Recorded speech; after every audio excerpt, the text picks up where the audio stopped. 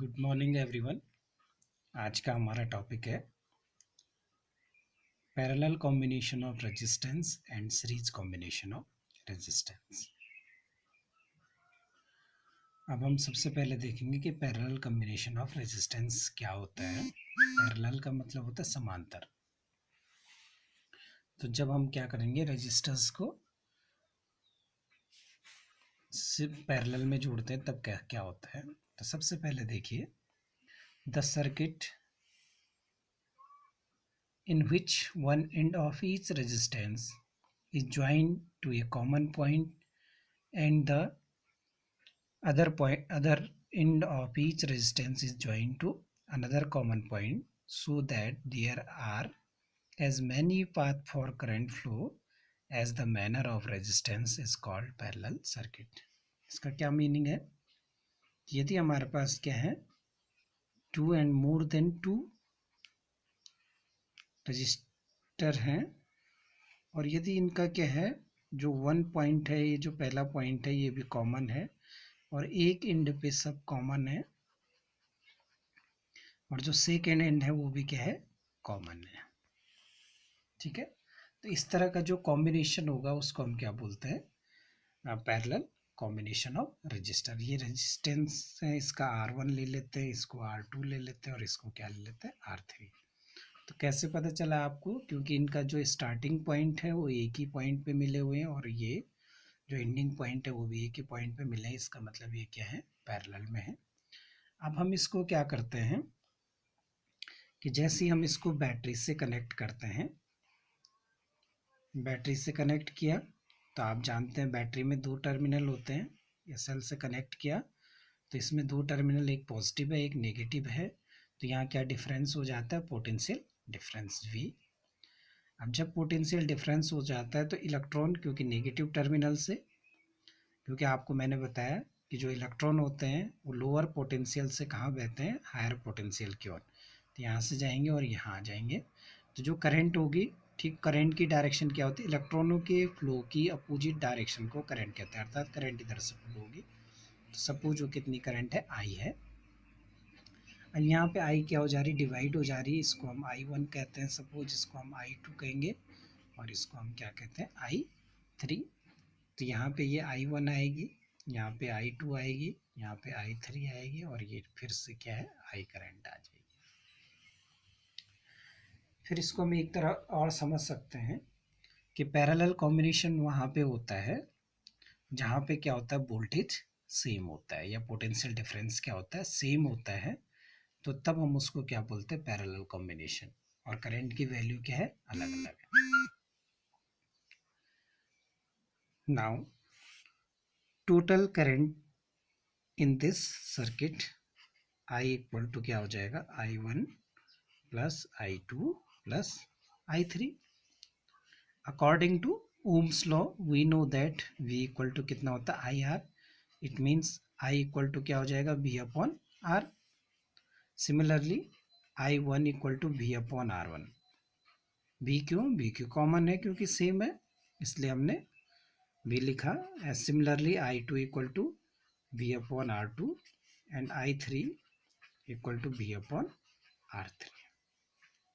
Now putting the value of I1, I2 and I3 in equation number 1।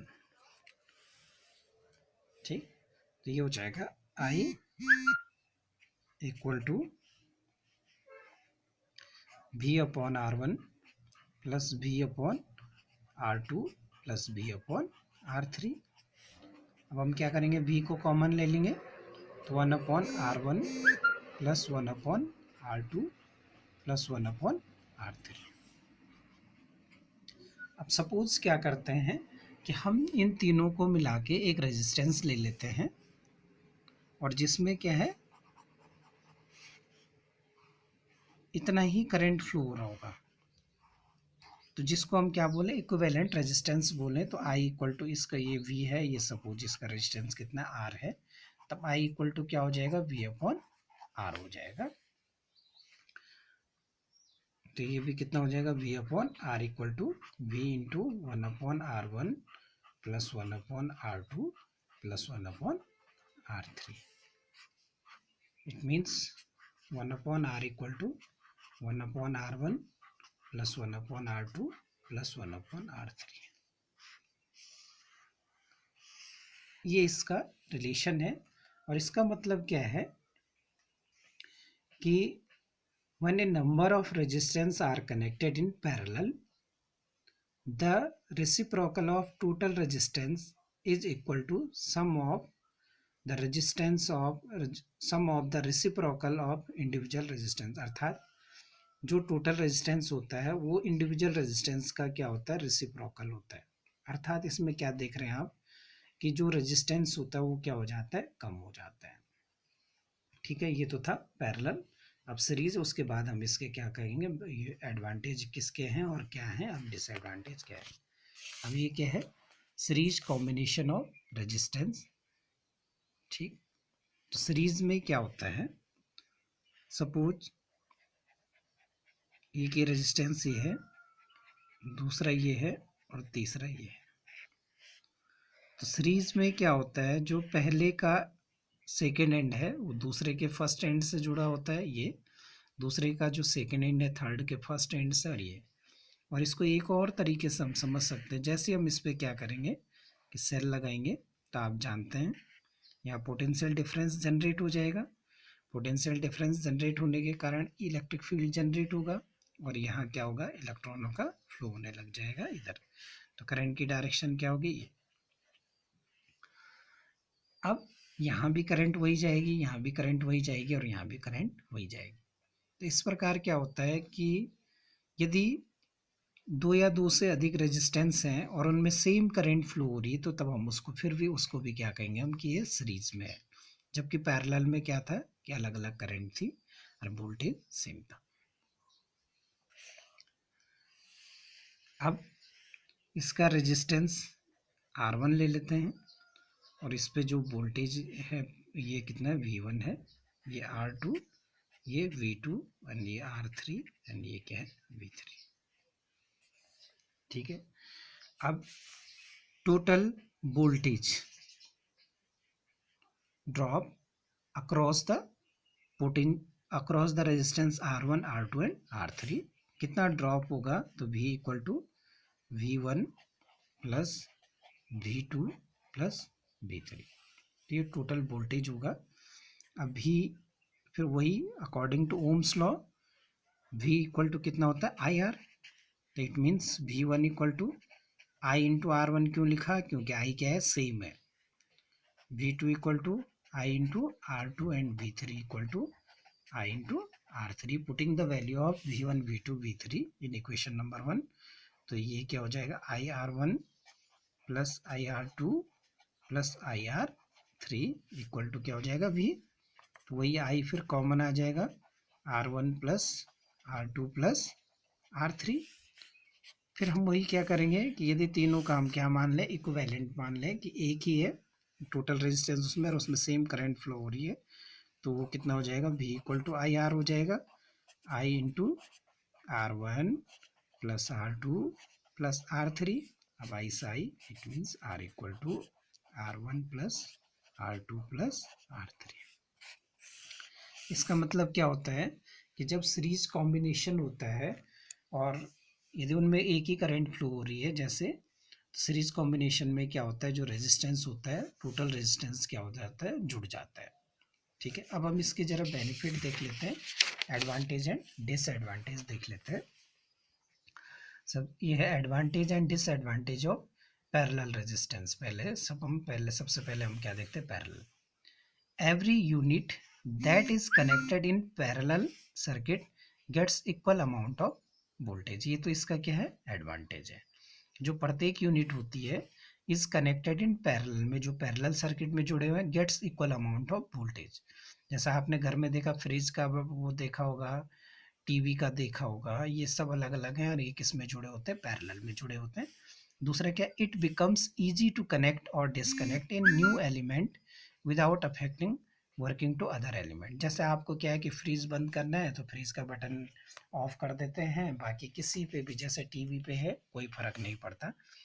ठीक है, तो कि इसी में ये है कि it becomes easy to connect और डिसकनेक्ट, क्योंकि सिंगल पॉइंट है and new element without affecting working to other element, दूसरे को बिना इफेक्ट किए हम इसको कनेक्ट भी कर सकते हैं और डिसकनेक्ट भी करते हैं. If any fault happen to the circuit then also the current is able to pass through the different path. मतलब एक खराब हो गया, जैसे क्या है कि टीवी का बटन खराब है या टीवी का कुछ सिस्टम खराब है तो और चलते रहेंगे. Total resistance decrease, devices can draw more current to operate. जो टोटल रेजिस्टेंस होता है वो क्या हो जाता है, डिक्रीज हो जाता है, जिससे करंट क्या मिल जाता है, और मिल जाता है ऑपरेट करने के लिए. अब इसके डिसएडवांटेज हैं. हर चीज़ के फायदे होते हैं और नुकसान होते हैं. It is less safe as more current can pass through the circuit. ये क्या होता है, इट इज़ लेस सेफ है as more current can pass through the circuit. दूसरा क्या है, it requires the use of lot of wire, क्योंकि आपने देखा कि टीवी के लिए हमें अलग स्विच चाहिए, और क्या फ्रिज के लिए अलग स्विच चाहिए, इन्वर्टर के लिए अलग स्विच चाहिए, तो इसलिए क्या होता है बहुत सारे तार हो जाते हैं. वी कैन नॉट इंक्रीज और multiply the voltage in parallel circuit. ठीक है, वी कैन नॉट इंक्रीज और multiply the voltage in parallel circuit. चौथा क्या है, parallel connection fails at the time when it is required to pass exactly same amount of current through the unit.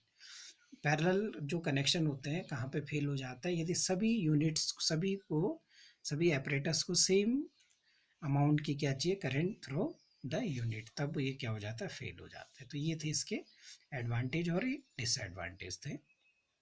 तो parallel में क्या फ़ायदे हैं, क्योंकि अलग अलग सॉकेट होते हैं इसलिए ईजिली जो ख़राब होगा उसी को चेक करेंगे, बाकी अपना काम करते रहते हैं. ठीक है.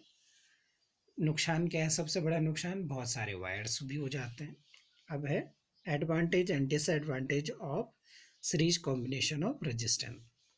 It is easier to switch on and off all the appliances connected together. Series में क्या होता है, एक ही वो है, जैसे एक बटन खोला हमने तो सारे घर की क्या हो गई, लाइट जल गई, जैसे इस तरह का वो होता है. जैसे दीपावली में आपने देखा घड़ी होती है, हम एक बटन ऑन करते हैं और सारे जल जाते हैं. It is safer as less current flowing through circuit. उसमें क्या था कि उसमें जो करंट था वो ज़्यादा था और इसमें क्या है, लेस करंट है. थर्ड क्या है, it is used when 100 and 1000 of bulb are to be use together. ये तब हम उसको यूज़ करते हैं जब हमें 100 या 1000 बल्ब एक साथ जोड़ने हो, so that sum same current passes through all, और सभी से क्या है, सेम करंट पास होगी, and they can switch on and off together. एक ही साथ उनको सबको क्या कर सकते हैं, बंद कर सकते हैं, जैसे दिवाली लाइट होती है. डिसएडवांटेज क्या है, all the electrical appliances have only one switch due to which they cannot be turned on and off separately. मतलब क्या है, एक ही स्विच है, हमने एक बल्ब बंद करना चाह रहे हैं एक बल्ब को, तो सारे बल्ब क्या हो जाएंगे, बंद हो जाएंगे, क्योंकि उनका स्विच क्या है, एक ही है. दूसरा क्या है, all the appliances do not get the same voltage. सब सेम वोल्टेज पे नहीं वो करते हैं. As the voltage gets divided in series component. Voltage क्या हो जा रहा है, आपने देखा उसमें वोल्टेज डिवाइडेड हो जाता है. Equivalence resistance increases. जो इनका टोटल रेजिस्टेंस होता है वो इंक्रीज हो जाता है. जब टोटल रेजिस्टेंस इंक्रीज हो जाएगा तो आप जानते हैं कि करंट की वैल्यू क्या हो जाएगी, सॉरी जो वो है कि जैसे रेजिस्टेंस इंक्रीज होता है तो आप जानते हैं कि जब रेजिस्टेंस इंक्रीज होता रहता है तो वो गर्म हो जाएंगे और जल्दी ख़राब होने की क्या है, संभावना होती है. If one point breaks in series circuit the total circuit will break. यदि एक भी बल्ब खराब हो जाता है बीच में, तो मतलब ये है कि किसी और में करंट मतलब और नहीं जलते, हमें उसको क्या करना पड़ता है, पहले सही करना पड़ता है. तो ये था आपका टोटल जो series combination of resistance and parallel combination of resistance. धन्यवाद.